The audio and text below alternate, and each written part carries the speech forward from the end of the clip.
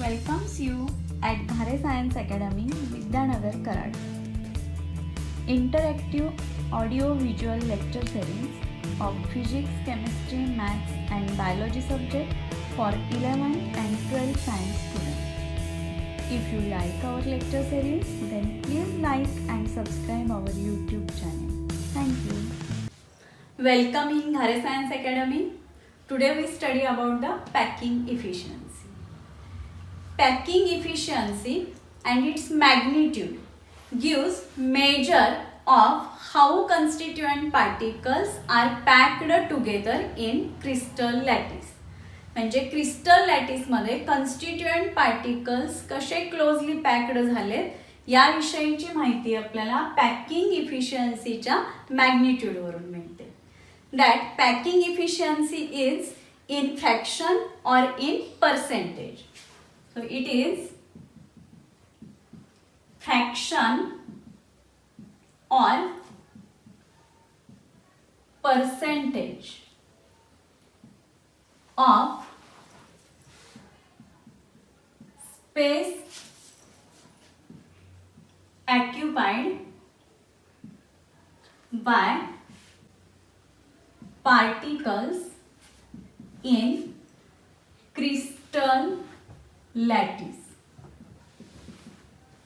Here particles means constituent particles. They may be atoms, ions or molecules.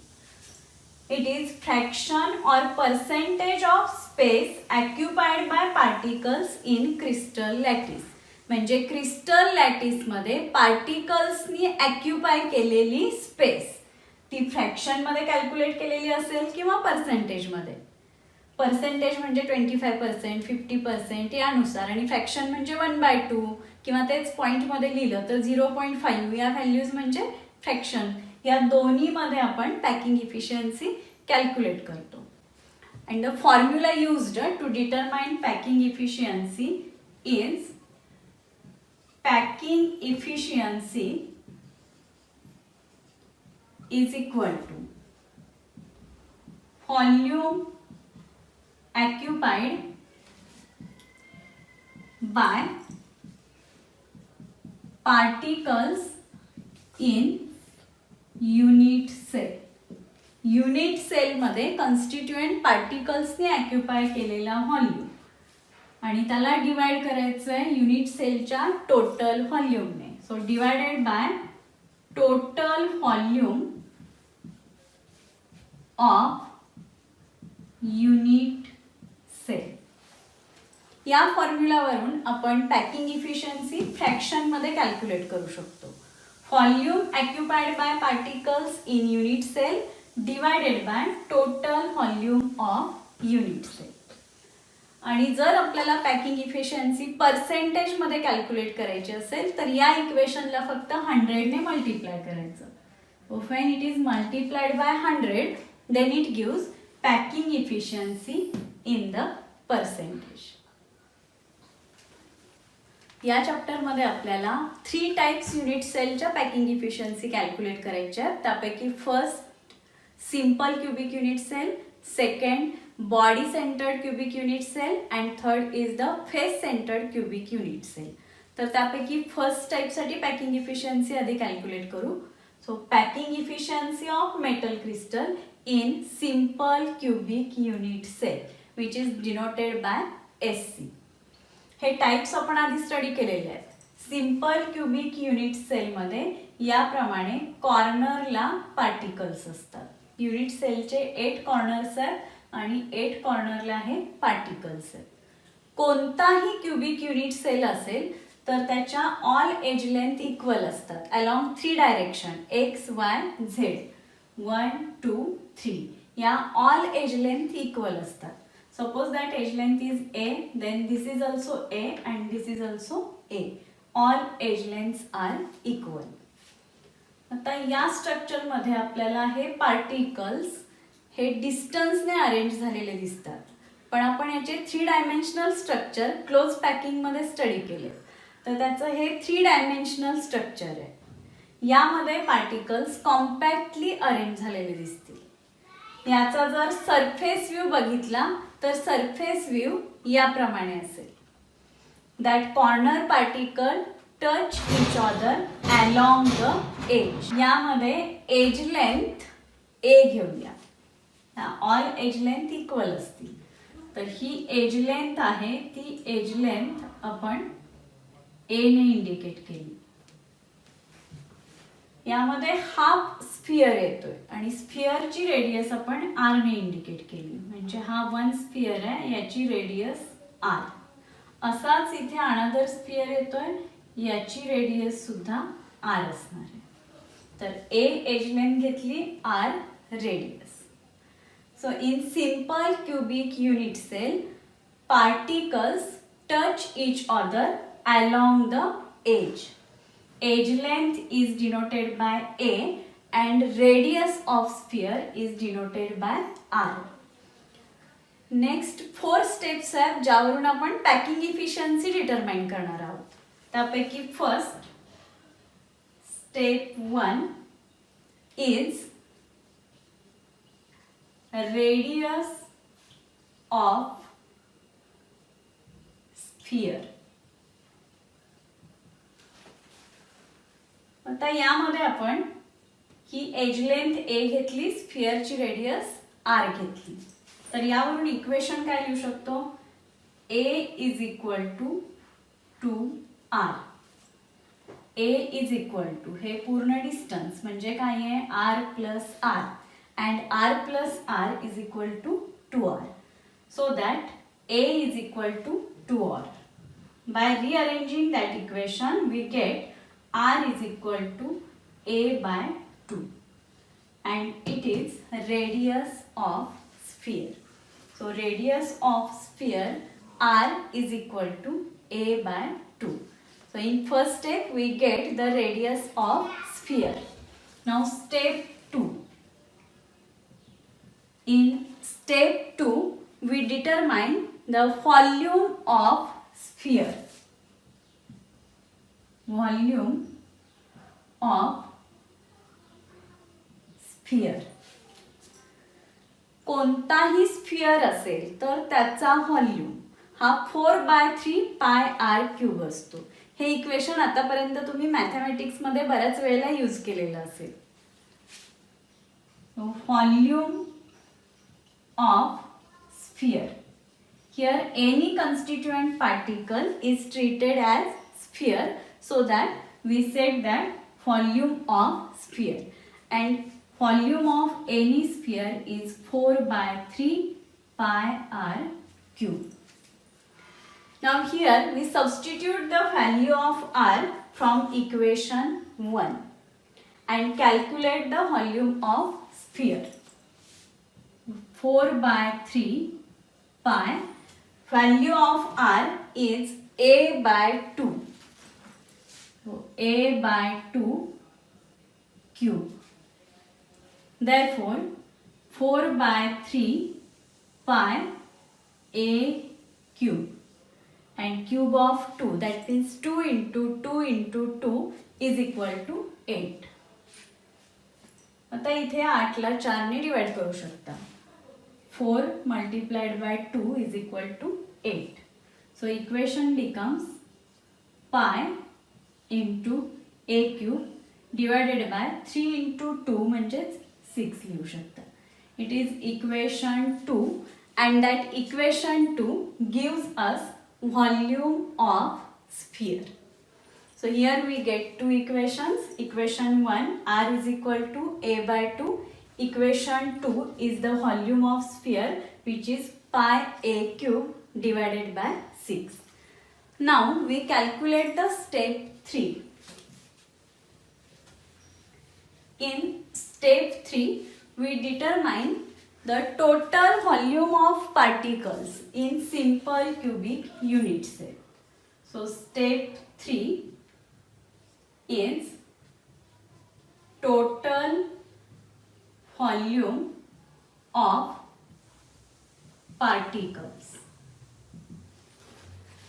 Now we know that in simple cubic unit cell,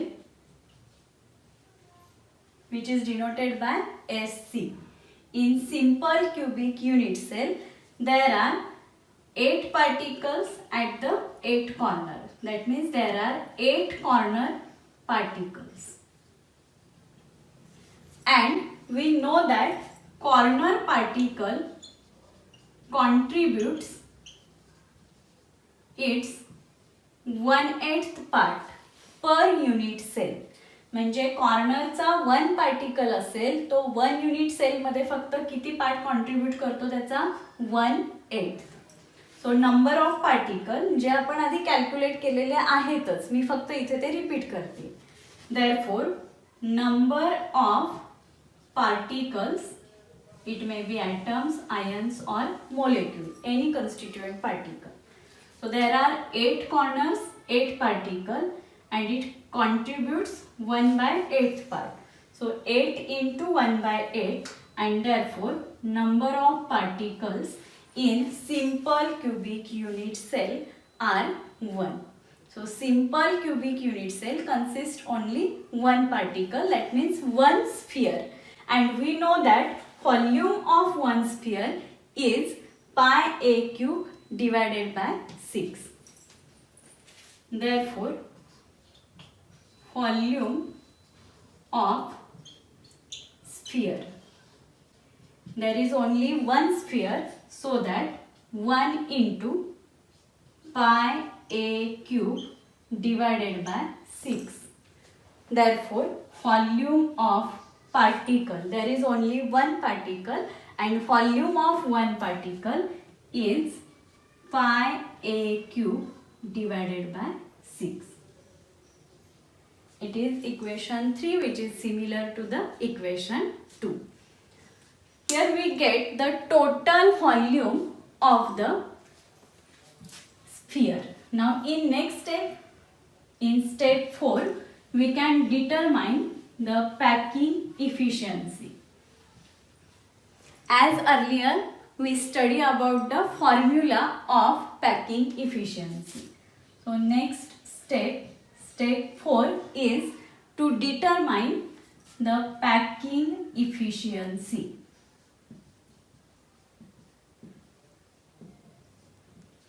Packing efficiency चा formula काय आहे? Packing efficiency is equal to volume occupied by particles in unit cell divided by total volume of unit cell. तर यापैकी इथे obtain केलेली value आपण काय आहे? Total volume of particle. म्हणजेच कोणती व्हॅल्यू मिळाली आपल्याला? Volume occupied by particles. Here total volume ही एक व्हॅल्यू आपल्याला लागणार आहे. तर टोटल व्हॉल्यूम हा क्यूबचा, युनिट सेल म्हणजे क्यूबचा टोटल व्हॉल्यूम घ्यायचा आहे. आणि कोणत्याही क्यूबचा टोटल व्हॉल्यूम म्हणजे काय असतो? Cube of edge length. याची एज लेंथ ए आहे, त्याचा क्यूब म्हणजेच काय मिळेल आपल्याला? Total volume of unit cell. So the total volume is a cube. By substituting that both values, here I substitute that values. So volume occupied by particles, that volume occupied by particle is calculated here and it is pi a cube divided by 6. So pi a cube divided by 6 divided by total volume of unit cell. हा total volume काय आहे? a cube. यावरून आपल्याला packing efficiency fraction मध्ये calculate करता येईल. आणि आधी सांगितल्याप्रमाणे जर आपल्याला पर्सेंटेज मध्ये कॅल्क्युलेट करायची असेल तर या इक्वेशनला मल्टिप्लाय कितीने करावं लागेल? 100. So when that equation is multiplied by 100 here into 100, then we get the packing efficiency in percentage. हीच पॅकिंग इफिशियन्सी आपण इथे कॅल्क्युलेट करू. So next one is packing efficiency is equal to. So here packing efficiency is equal to, आता यामध्ये a cube cancel होईल. a cube cancel झाला म्हणजे equation काय आहे, पाय divided by 6 multiplied by 100. We know the value of pi. It is 3.14 divided by 6 and it is multiplied by 100. You can calculate it by the logarithm. आता मी तुम्हाला इथे direct value सांगत आहे, तुम्ही ती लॉगॅरिथम वर कॅल्क्युलेट करू शकता. So 3.14 divided by 6 and multiplied by 100 is 52.36.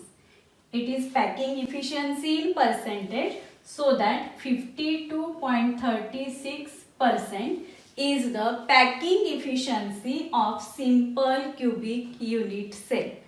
म्हणजे काय, तर सिंपल क्युबिक युनिट सेल मध्ये पार्टिकल्सनी ऑक्युपाय केलेला व्हॉल्यूम हा फक्त किती आहे, 52.36%. टोटल व्हॉल्यूम म्हणजे 100% व्हॉल्यूम आणि त्यापैकी ऑक्युपाय केलेला व्हॉल्यूम किती आहे, तर 52.36%. ही त्याची पॅकिंग इफिशियन्सी झाली. यावरून तुम्ही या टाईपच्या युनिट सेल मधली एम्प्टी स्पेस सुद्धा कॅल्क्युलेट करू शकता.